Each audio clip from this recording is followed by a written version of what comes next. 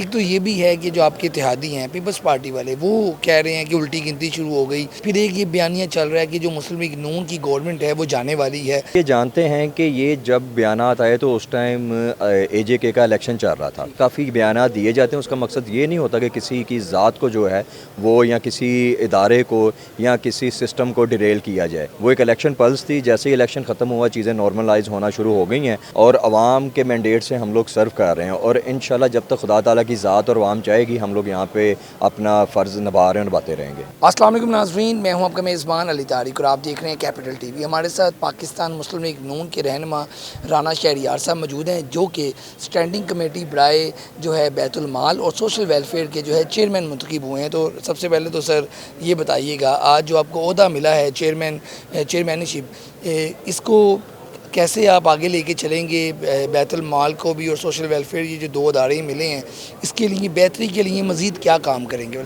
जी बिस्मिल्लाहिर्रहमानिर्रहीम। जी ये एक तो मैं शुक्रिया अदा करता हूँ अपनी लीडरशिप का और स्पेशली जो हमारी पंजाब असम्बली की लीडरशिप है उनका।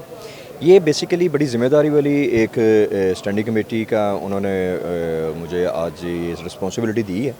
ये इंशाल्लाह जो गवर्नमेंट की डीड्स होंगी और उस डीड के मुताबिक उनकी रिक्वायरमेंट के मुताबिक जो ज़िम्मेदारी होगी उसको इंशाल्लाह पूरा करने की कोशिश करेंगे और ये कानून साजी के लिए आपको पता ही होती है और उसके अंदर अपना पूरा कलीदी किरदार अदा करेंगे। अच्छा राना साहब, ये बताइएगा, एक तरफ तो ये सियासी जो माहौल इस वक्त गर्म हुआ है, बानी पीटीआई जो हैं उनको सुप्रीम कोर्ट ऑर्डर करती है कि अलशिफा लेके जाएं, हुकूमत ये दावा करती है कि अमल दरामद पूरा हुआ है, पीटीआई ये कहती है कि अमल दरामद नहीं हुआ, शिफा जाना था, पिम्स ले गए तो इन्हें अदालत भी चली गई। और ये भी एक तासुर दिया जा रहा है कि कोई डील हो गई, इस तरह की बातें भी हो रही हैं। एज अ गवर्नमेंट साइड आप क्या समझते हैं, ये मामला क्या हो रहे हैं? क्या पीछे मामला चल रहे हैं? आपके अपने दोस्त भी कुछ कहते हैं कि कोई साजिश हो रही है, तो क्या ऐसा हो रहा है? नहीं जी, ये बिल्कुल नॉर्मल चीज़ें हैं और जो अदालत आलिया उसने अपना एक फ़ैसला दिया है, उनका फ़ैसला हमारे सार आँखों के ऊपर है। जो उन्होंने कंडीशंस कही थी उसको गवर्नमेंट जो है मीट करने की पूरी कोशिश कर रही थी, लेकिन लॉ एंड ऑर्डर की सिचुएशन की वजह से तो जो ये changes I at the spot वो फिर उन्होंने की और उसके प्रूफ भी जो है वो अदालत आलिया के अंदर पेश किए गए हैं और किए जा रहे हैं। तो इस वजह से ये कोई ऐसा जो है इस तरह का माहौल नहीं है कि जो बंदा कहे कि जी बहुत अनइवन हुआ है और चीज़ें जो ख़राब हो रही हैं। सारी चीज़ें नॉर्मल हैं और जो अदालत आलिया का फ़ैसला उसे मनो मन जो है वो किया जा रहा है। सिर्फ लॉ एंड ऑर्डर की वजह से कोई डिसीजंस एट द स्पॉट लिए गए थे। एक तो ये भी है कि जो आपके इत्तेहादी हैं पीपल्स पार्टी वाले, वो कह रहे हैं कि उल्टी गिनती शुरू हो गई। फिर एक ये बयानिया चल रहा है कि जो मुस्लिम लीग नून की गवर्नमेंट है वो जाने वाली है। ये आपको क्या लगता है, ये बातें अफवाहें हैं या इसके पीछे कोई कहानी चल रही है? आपके इत्तेहादियों का नाराज़ होना ये कुछ इशारा नहीं? नहीं, आप ये जानते हैं कि ये जब बयानात आए तो उस टाइम एजेके का इलेक्शन चल रहा था और इलेक्शन की जो कैंपेन होती है उसकी एक अपनी पल्स होती है। उस पल्स के अंदर काफ़ी बयानात दिए जाते हैं। उसका मकसद ये नहीं होता कि किसी की ज़ात को जो है वो या किसी इदारे को या किसी सिस्टम को डिरेल किया जाए। वो एक इलेक्शन पल्स थी। जैसे ही इलेक्शन ख़त्म हुआ चीज़ें नॉर्मलाइज होना शुरू हो गई हैं। हाँ, उनके कोई तहफ़्फ़ुज़ात हैं हमारे अलायंस के, इंशाल्लाह उसको एड्रेस कर रही है हमारी फेडरल गवर्नमेंट और अगले चंद दिनों में आपको नज़र भी आएगा और चीज़ें फिर नॉर्मलाइज होंगी। पंजाब गवर्नमेंट हो गई या आपकी फेडरल गवर्नमेंट है, कहीं नहीं जा रही, इधर ही आप ये कह रहे हैं? क्योंकि कुछ लोगों का ये जो कहना था, मैंने आपको पहले भी बताया कि जा रही है, ऐसा कुछ नहीं। जी, हम आवाम के मैंडेट से आए हैं और आवाम के मैंडेट से हम लोग सर्व कर रहे हैं और इंशाल्लाह जब तक खुदा ताला की ज़ात और अवाम चाहेगी हम लोग यहाँ पे अपना फ़र्ज़ निभा रहे हैं, निभाते रहेंगे। 27 सितंबर को एक लॉन्ग मार्च की कॉल हुई है, उससे पहले अब ये कहा जा रहा है कि बानी पीटीआई को मुंतकिल कर देंगे। कुछ तज्ज़ियाकार कह रहे हैं कुछ लोग। अब आपकी इस पे क्या राय है?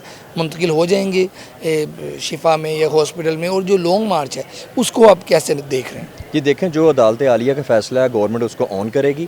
जहाँ तक लॉन्ग मार्च की बात है, ये 9 मई भी हुआ था, 26 नवंबर भी हुआ था, उससे पहले बड़े लॉन्ग मार्च हुए हैं। ये हर पाकिस्तानी का एक राइट है आइनी तौर पे कि वो अपने इस राइट को जो है देखे और उसे यूज़ करे, लेकिन इंतशार नहीं होना चाहिए। ये जिस जमात ने कॉल दी है लॉन्ग मार्च की वो इंतशारी जमात है और उसने हमेशा इंतशार का जो है रास्ता अपनाया है।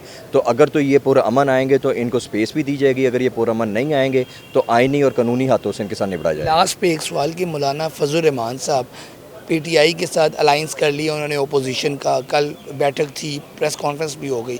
ये सारे मामले को हुकूमत के लिए एक चैलेंज नहीं है कि मौलाना फजल रहमान जिसके पास स्ट्रीट पावर भी है वो आप देख रहे हैं कि उनके साथ?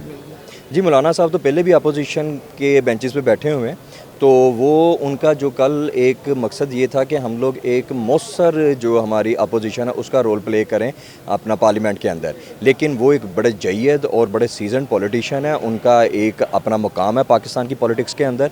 तो इंशाल्लाह जो उनके मामलात हैं उसको हमारी गवर्नमेंट जो है, हमारी जमात जो एड्रेस भी कर रही है और उनके रिजर्वेशन को दूर भी कर रही है। तो वो उन्होंने कभी भी पाकिस्तान की सियासत के अंदर कोई ऐसा रोल प्ले नहीं किया जिससे पाकिस्तान और अदारों को नुकसान पहुँचे। तो मुझे उम्मीद है कि इंशाल्लाह वो हमेशा पॉजिटिव रहें और आगे भी पॉजिटिव रहेंगे। बहुत शुक्रिया जी, आप गुफ्तगू सुन रहे थे राना शहरियार साहब की। जी।